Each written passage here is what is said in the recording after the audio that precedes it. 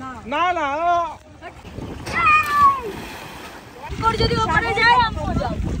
তো guys finally আমরা পৌঁছে গেলাম হরিদ্বার। তো দেখতে পাচ্ছ ওই হলো স্টেশন।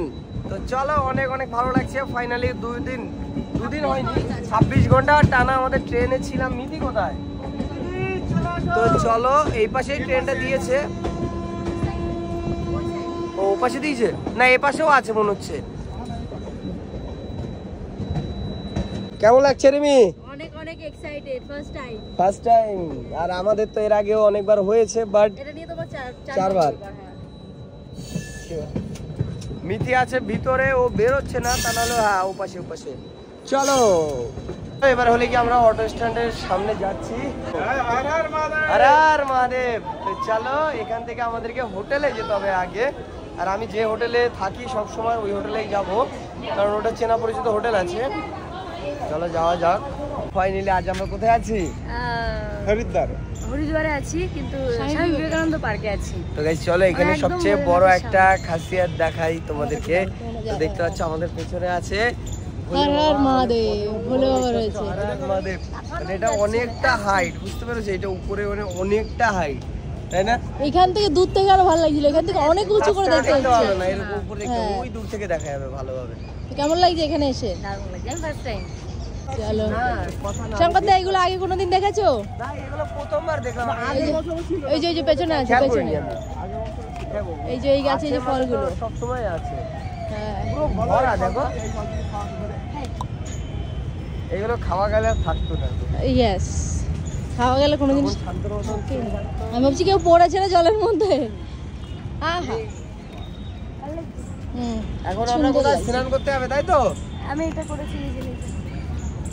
ওয়াও, ফাটাফাটি সেই লাগছে। রিঅ্যাকশনটা দেখবি পরে। এবার হলো কি আমরা স্নান করবো। আমি ড্রেস কিনে নিয়েছি, এখন স্নান নামবো, তাই তো? কেমন লাগছে?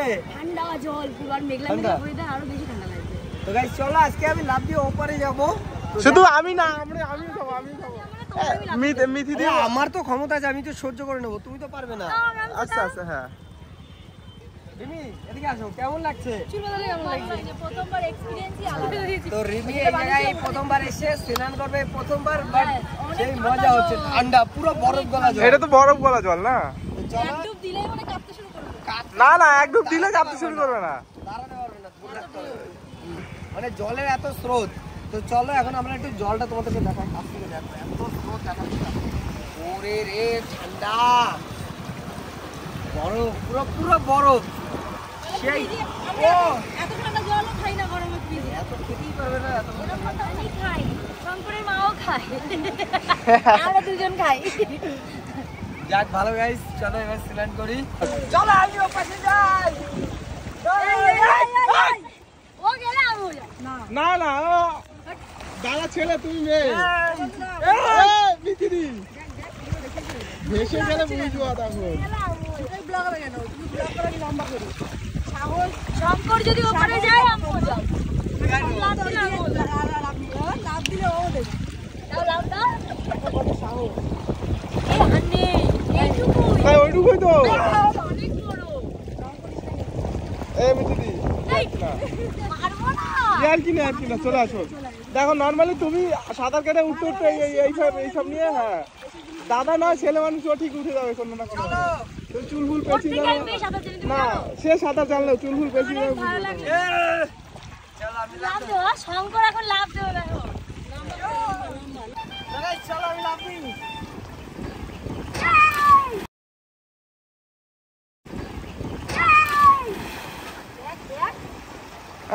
ওই তো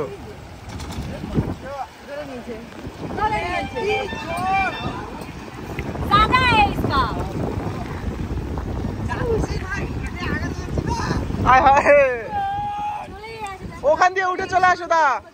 ওখান থেকে উঠে চলে আসো। আমি দেখবো, আমি যাবো তো উল্টো লাভ। উপর দিয়ে চলে আসো না, হ্যাঁ ওখান থেকে সোজা চলে আসো।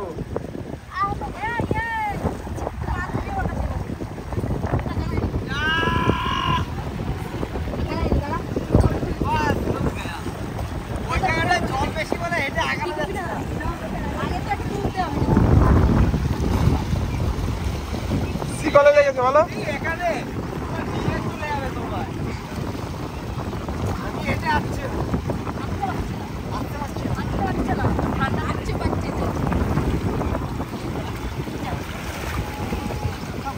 চলো, আমাদের অনেকক্ষণ স্নান করলাম, অনেক মজা হলো, ভালো লাগলো। চলো এবার আমরা একদম আলাদাই শান্তি। এবার আমরা হোটেলে যাবো, কারণ আমাদের হোটেলে গিয়ে রেস্ট নিতে হবে। তোমরাও কে কে এর আগে হরিদ্বার এসেছো অবশ্যই জানিও। আর কার কার ড্রিম প্লেস এই হরিদ্বার বা কেদারনাথ অবশ্যই কিন্তু জানাবে, তাই তো? তো আমি বলেছি 99.9%। সবারই যারা মানে হিন্দু আছে সবার ড্রিম, মানে একদম আলাদাই ড্রিম। যাই হোক, চলো এবারে যাই। আমি সত্যি তো বলবো, ভীষণ রোদ ছিল সকালবেলা। আমরা যখন থেকে বেরিয়েছি তখন থেকে হাওয়াও চালু হয়ে গেছে। কিন্তু এখনো ঠান্ডা লাগছে না কেন? হ্যাঁ। চলো এবার আমরা হোটেলে যাই, তাই তো? এই নিচে টুকরো কালো হয়ে গেছে। চলো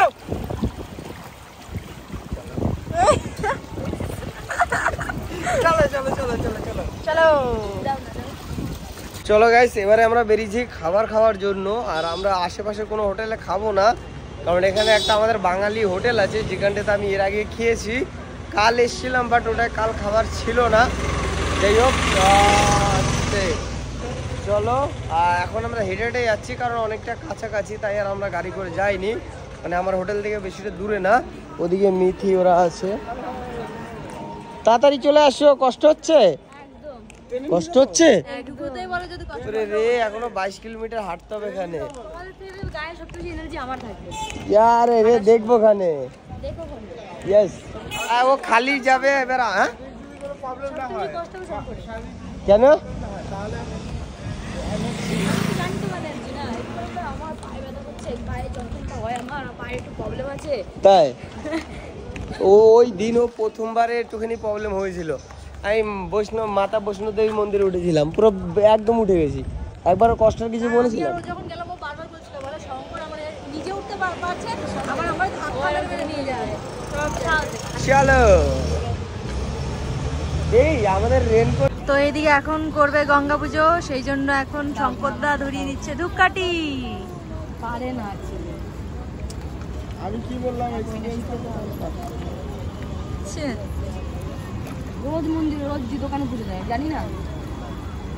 কিন্তু ওটা আমাদের ওই এই দেশ লাইন নাকি না? ওটা তো মনে হয় ফার ইয়ে করো। এই ছেলে দে আমার কাছে দে, ধর। এখন একজন পারলো না, আরেকজন ধরাচ্ছে। ধরে তো গেছে ধূপকাঠি। চলো গাইস, এখন হলে কি আমরা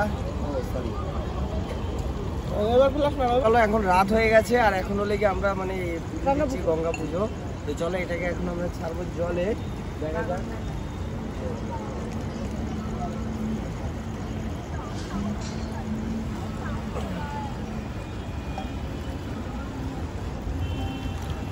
অনেক দূর যাবে, বেঁধে গেলে তখন আর কারোর হাতে কিছু করার নেই। বেশি দূর যাবে না। আর জলের ঢেউটা এত বেশি না, ওই জন্য। বাইরের জিনিস ভিতরের জিনিস বাইরে চলে গেল। তাও অনেকটা গেছে, এখনো যাচ্ছে।